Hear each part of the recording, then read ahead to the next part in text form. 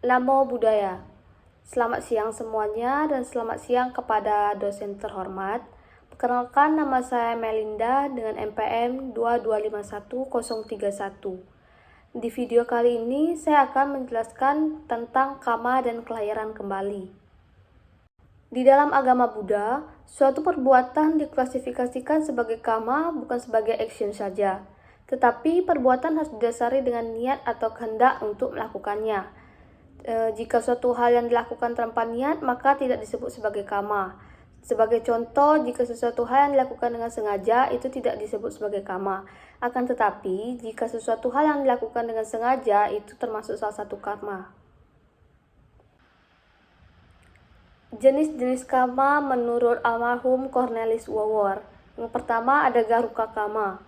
Garuka karma itu adalah karma yang paling buruk yang lebih dulu berubah bagi orang awam dibandingkan karma yang buruk lainnya. Yang kedua, asana karma. Asana karma itu perbuatan yang dilakukan menjelang kematian yang kekuatannya paling kuat. Dan yang ketiga, bahula karma atau karma kebiasaan.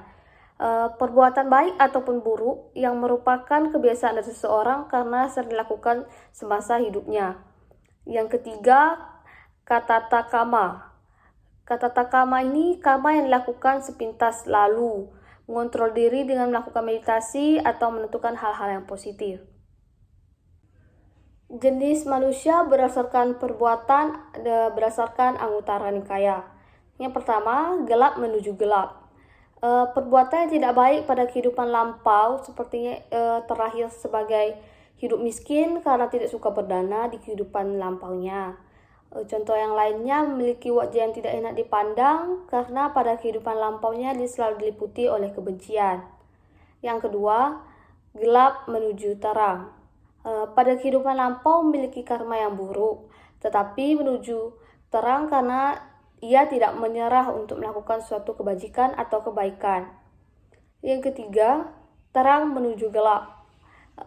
Pada hidup saat itu diliputi oleh kemudahan, kondisi yang baik. Akan tetapi, pada kehidupan saat ini memiliki karma yang buruk, banyak melakukan kejahatan-kejahatan lainnya.